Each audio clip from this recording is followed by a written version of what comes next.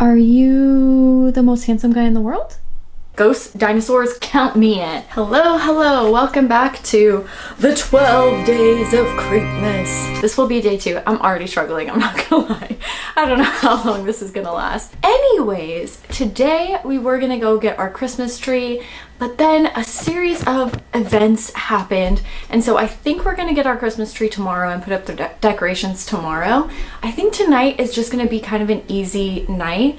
We're gonna go run some errands. I have to pick up wrapping paper and do that kind of stuff. I really wanna go to Bath and Body Works, and then after that maybe we'll just wrap presents and talk tonight. This should be fun. Okay, I will see you soon. Hi, me from tomorrow coming to bring you me from yesterday. So basically the first day of Creepmas I just rambled on way too long. So anyways, I just decided to take out the book haul and put it in the next day's video, which is today's video, which actually works out pretty well because this video kind of took a turn and it gets a little Debbie Downer at the end, and I apologize, I didn't mean for that to happen. And I honestly, after recording it this morning, I was like, I'm probably not going to post that part. But then I looked in the comments today and saw that some of you guys have a rough time during the holidays too, and I thought maybe it would be helpful to actually discuss these kinds of things. And so I will probably leave it in at the end. So this video will be the book haul from the day before. I'm gonna wrap some presents and show you some other wintry holiday stuff that I purchased. And then I have like a little chat at the end. So that's this video. I hope you enjoy, even though it does get a little bit Debbie Downer at the end. I'll bring you back to the video, and then I will see you tomorrow. We'll see you tomorrow in tomorrow's video. Okay, goodbye. Okay, ow. Fudge. And we're back. So I wanted to get some thrillers. I was also looking for more Christmassy type stuff, and they didn't really have much. Yeah, I was a little disappointed. Not a huge selection, and mostly everything in that section I either have read, I own, or I've listened to an audiobook. So I ended up getting this guy right here, Alice Feeney's Rock, Paper, Scissors. The back just says, things have gone wrong with Mr. and Mrs. Wright for a long time. Oh no. Every anniversary, the couple exchanges traditional gifts, and Adam's wife writes him a letter she never lets him read. Until now. Self-confessed workaholic Adam Wright has face blindness. He can't even recognize his own wife, and Amelia is sick of feeling unseen. When Adam and Amelia went a weekend away in Scotland, it might be just what their marriage needs. The weekend may make or break their marriage, but they didn't randomly win this trip.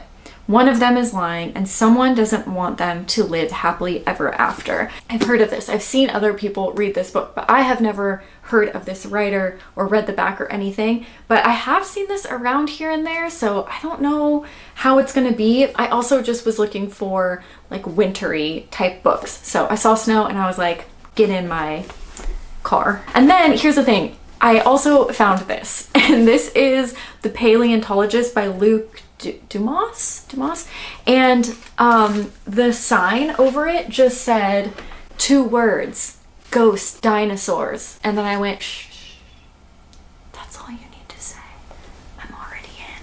And so I bought it because it did sound really freaking interesting. It says that curator of paleontology, Dr. Simon Neely, by the way, I don't think I told you guys this, when I was younger, I said I wanted to be an archaeologist, but I think it's actually a paleontologist, the ones that actually like dig for bones. I used to sit outside of my apartment complex and just dig in the dirt with a paintbrush and pretend to uncover fossils.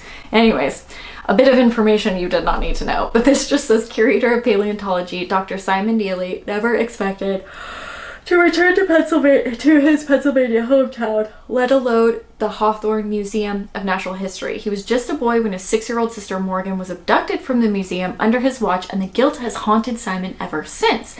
After a recent breakup and the death of an aunt who raised him, Simon feels drawn back to the place where Morgan vanished in search of the bones they never found. But from the moment he arrives, things aren't what he expected. The Hawthorne is a crumbling ruin, still closed amid the ongoing pandemic and plummeting towards financial catastrophe. Worse, Simon begins seeing and hearing things he can't explain. Strange animal sounds, bloody footprints that no living creature could have left. A prehistoric killer looming in the shadows of the museum. Terrified he's losing his grasp on reality, Simon turns to the handwritten research diaries of his predecessors and uncovers a blood-soaked mystery 150 million years in the making that could be the answer to everything. I don't know why, but this just sounded so interesting to me. I was like, ghosts, dinosaurs, count me in. So I got that. And then they were giving out free books as well at Barnes & Noble. I don't know how much you have to spend or whatever, or why they're doing this. I have no idea. And they did have some gothic ones as well, but I already had all of them. It was like H.P. Lovecraft. There was a Edgar Allan Poe in there. That was pointing to my Edgar Allan Poe book, by the way. And then I can't remember the third gothic one, but they were books that I already had. So the other ones were more Christmassy, or there were some poetry ones in there too. I am so sorry, I cannot stop yawning. So I got Christmas with Charles Dickens. This is what it looks like. The beginning just says that you can celebrate the holidays with Charles Dickens, the writer whose work has become so strongly associated with the Yuletide season that he earned a reputation as the man who invented Christmas. And it says that there are 3 stories in here. The story of the goblins who stole a sexton, a Christmas dinner, and what Christmas is as we grow old. And so I'm really excited to read that last one especially, and I'm all down for some getting into my feels with some Charles Dickens for this holiday season. So those are the books that I got. Yes, we went to... Hi, handsome! What are you doing? Oh, you're so sweet. We went to Target and we got wrapping paper. And so I wanted to wrap a few presents. You might be a little crooked, but that's okay. Anyways, stop being so freaking cute. How am I supposed to get anything done when you're this cute, huh? But anyways, let me show you what I got. Oh my gosh, I seriously needed 1 or 2 hand soaps. That's it. That's all I needed. Man, I got a stupid amount of stuff. I got the hand soap Snowflakes and Cashmere, as well as Gingerbread Bakery. And then I got this Christmas candle, which is Bright Christmas Morning. I don't know why I like that so much. It's kind of a weird scent, if I'm completely honest. My husband says it smells like fruit punch. It's berries, blood orange, apples. I got this, which is Tree Farm. I'm super excited for this soap. They didn't really have any pine scented candles, but I think that's okay because I have one from last year anyways. Like, I didn't need any of this stuff. I don't know what it is. I don't know what's gotten into me, but I guess I'm all for wasting money. And then we have here Falling Flurries. It just kind of just smells clean. What is this one? Thyme, eucalyptus, pear, sandalwood. It doesn't really smell like Christmas, but I still like it. And then this one, Peppermint Hot Chocolate, which is just very nice. And then we got a Marlowe gift. Mosley, unfortunately, does not like toys. He just won't play with them. Mosley is not a toy dog, but Marlowe loves to destroy a toy. And so I'm always curious, ow, flip, to see how easily she can destroy something. Here you go.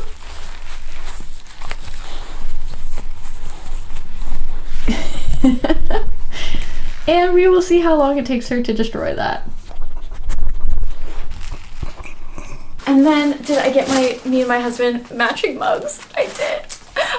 This one says Good Tidings. I don't even know what the fuck a tiding is. And this one says Merry Christmas. Let me show you a few things that I bought for my husband. I got this. This was the gift that my husband was trying to open when it got sent to me.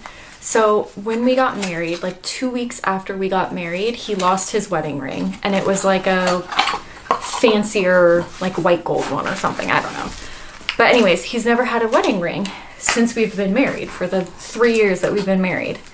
And so I found this one. It was just an Amazon one, but he didn't like how scuffed the gold one got. And so I thought that this one would be kind of neat. And hold on, let me get close so you can see it. There we go. And it's made, or supposedly what it says is it's made out of whiskey barrels.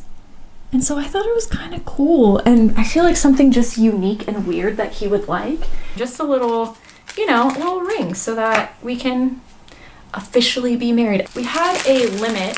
We're like, well, let's just spend $100 on each other because we just bought a house this year. But my friends, my husband just deserves everything. And I just want to get him so many gifts, and I had to stop myself from buying him the entire world because that's what he deserves. He's super into cooking. Oh, this is just the container for the knife. Okay, not that cool. But I think these are like a nicer knife set. I truly don't know anything about cooking. I just Googled it. I was like, nice knife sets. And then I clicked on the first one. This is the brand.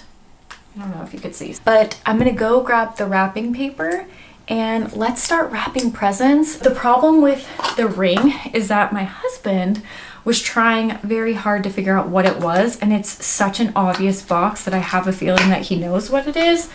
So I'm gonna wrap it and stick it in another box just so he has no idea. And then I just got plaid wrapping paper. My husband says, you get the same one every year.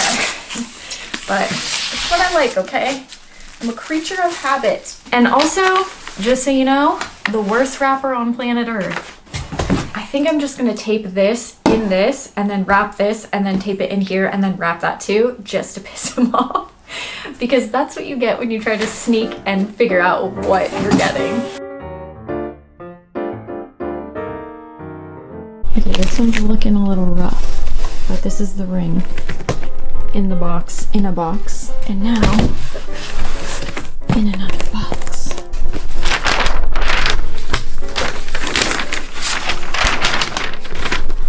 We have a situation, friends. It's okay, I can remedy this. Look at that. No one will ever know. Ta-da! The jankiest gift of all time. Hi, handsome. Are you the most handsome guy in the world? Are you the cutest boy in the world? Are you the fluffiest boy in the world? Are you the sweetest boy in the world? Oh, you're a genius.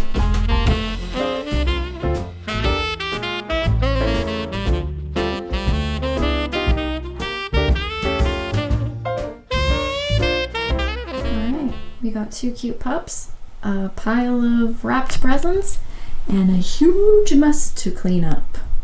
The night took a bit of a turn. The whole point of making these videos was to feel excited about the holiday season, right?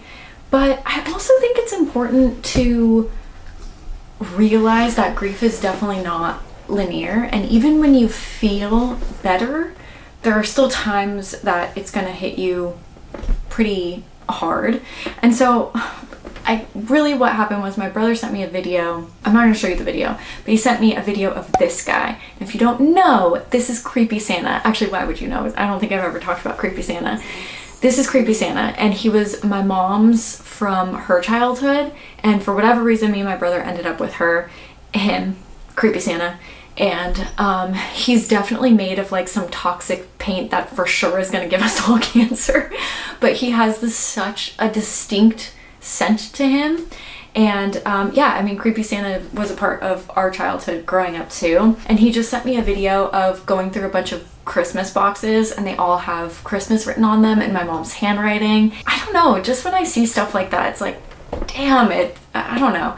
It just never gets any easier. But that's just not how grief and guilt and all of that kind of stuff work. Last year, my brother moved states. Just the fact that he sent me that video and I can't just drive across town and hug him like I could my whole life, just sucks. So it just sucks that we can't be together for the holidays. So I'm feeling a little bit bummed right now, even though I had a really great day. This isn't like a woe is me moment, but I do think that it's important to talk about because it's something that I just repressed and I didn't talk about for so long, just the grief and the guilt of losing someone, and it's so overwhelming. I guess what I'm trying to say is that if you are grieving or if you have lost someone, which most of you probably have, I mean, that's just the hard part of life, is it sucks and it's not fun, but we get through it, and that's the important thing. It does get better, and you know, tomorrow's a new day. The holidays can be equal parts amazing, fun, great, and horrendous, horrifying, and painful. So if you're there, I'm there with you, but we'll get through this together, and hopefully these videos, I don't know,